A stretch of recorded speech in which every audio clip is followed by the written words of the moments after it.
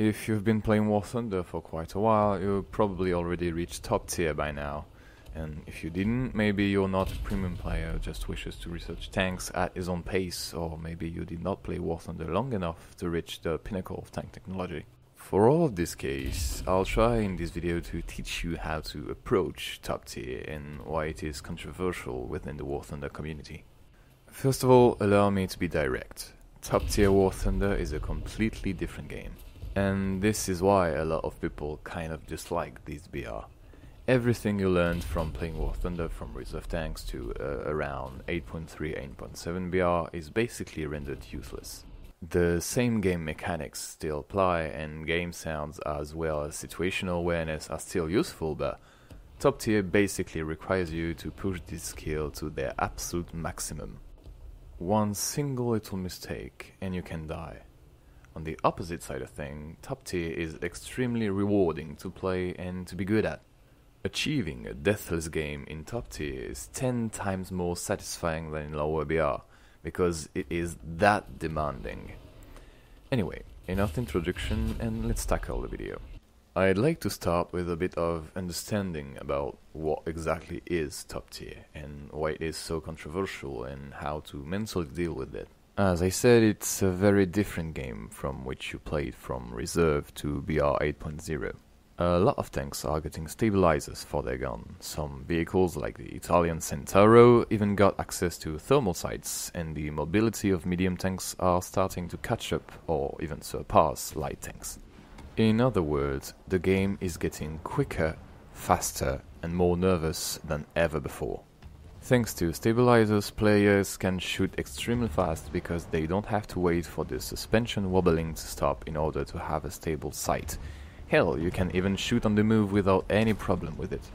Thanks to thermal sights, trees, bushes and other vegetation cannot hide you as effectively as before, because even if you're behind soft cover, you are still a bright spot on someone's thermals. To the speed of shooting and spotting, you can add rangefinders and laser rangefinders that allow players to avoid guessing range and give them a precise distance in a blink of an eye, and in later tiers, tanks also get access to commander's thermals, which allow players to spot enemies without moving out of hard cover.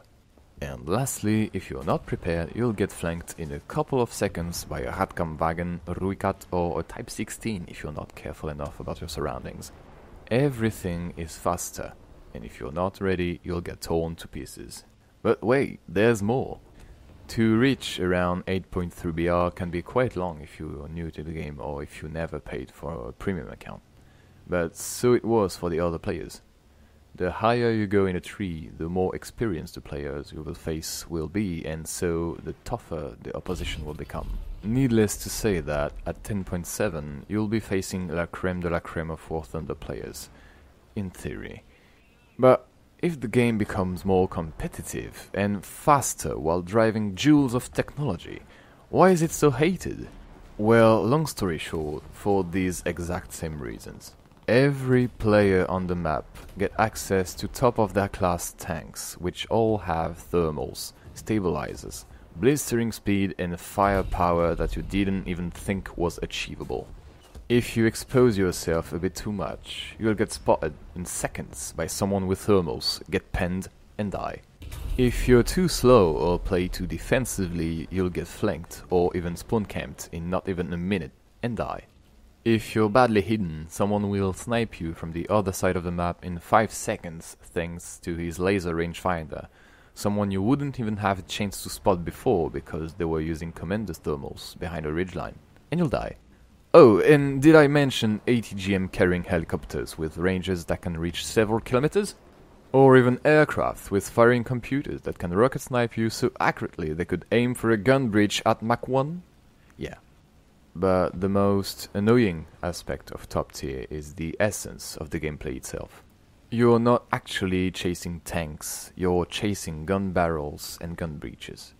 In a world where every tank is capable of shooting at a target in seconds, no matter the distance, if you don't destroy your target in one shot, and their firing system are still functioning, you basically played yourself and will probably die because of it.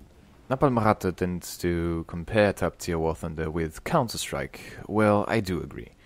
You have to always be alert of your surroundings and to shoot lightning fast at very small weak points, hoping to get one shot or at least prevent your target from shooting back. And in my opinion, I think this is why people usually hate top tier. Keep in mind that I'm not trying to discourage you from playing top tier War Thunder, but at least to prepare you for what awaits you, because as I said, it's a very different game. Plus, you can also add the fact that Gaijin has no idea whatsoever how to balance it, assuming they are even trying. As a result, you get quite a shit show. But quite surprisingly, even if I'm aware of these problems, I love top tier. It can be frustrating, of course, but I really like the gameplay. I'm a very competitive player and I always try to improve myself to be the best, or at least to compete with the big boys. And since top tier regroups the top end of the War Thunder player base, this is an environment in which I thrive. Always be on the edge, paying attention to every single detail, the fast-paced gameplay, the skill demands. I really like it. So maybe I'm just part of a handful of players who love top tier, but hey, as we say in France, one need a bit of everything to build a world. Okay, now that you're all aware of what is top tier and what awaits you, let's tackle the tips part of the video. First of all, don't be afraid. Everything I just said is not to alarm you, but just to prepare you in order for you to decide if you're willing to face what is to come or not. Now, if you're still there and still willing to try top tier, welcome to the big boys court. Enjoy your stay. So, first we have to talk about the gameplay. As I said, you have to learn the weak spots of every tank you will be facing in matches, so you don't have to think where to shoot and just to shoot mechanically to react as soon as you identify a threat. Also, a very simple exercise when you start top tier is to imagine that every tank you're facing is invulnerable unless you shoot their gun barrel or breach first. This way you will almost never suffer from backfire, but you'll take longer to kill an enemy, which can give your opponents enough time to spot you and shoot at you. Yep, everything comes at a price. But don't worry, with experience you'll be able to one-shot any tank from the mighty Stridsvan 122 to the Toth T-72B3. Knowing where to shoot is nice, but trying not to die or even to get shot is also extremely important. You'll have to be more careful than before and use not soft cover like trees and bushes, because thermals can see through, but hard cover like buildings and terrain, all while using your binoculars to scout around. Furthermore, when fighting in urban environments or close quarters, use every single sound cue available to locate threats and allies to never be caught off guard.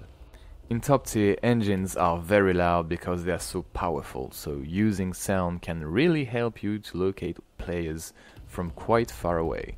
For this, I have a video from my Why You're Bad series specifically on the topic. Finally, if you have to remember anything from this video, it's this. War Thunder is a very complex and very hard game to master. To do well at top tier requires time, commitment, but also a huge bit of luck. You can never precisely know where the enemies are, and you can never be 100% sure that nobody saw you or spotted you. Luck is a very big part of War Thunder, and at the speed of top tier, even more. Don't take it too personally if you fail a couple of games. Maybe you weren't paying that much attention, or you just had a bad day, or more simply an enemy was around and shot you from somewhere you didn't expect. Just don't rage when you get killed, but try to understand as much as possible why it happened and how you can avoid the same situation next time. Well boys, that's it for today. It felt quite good coming back to video making, and I tried to be as helpful as possible in this relatively short video.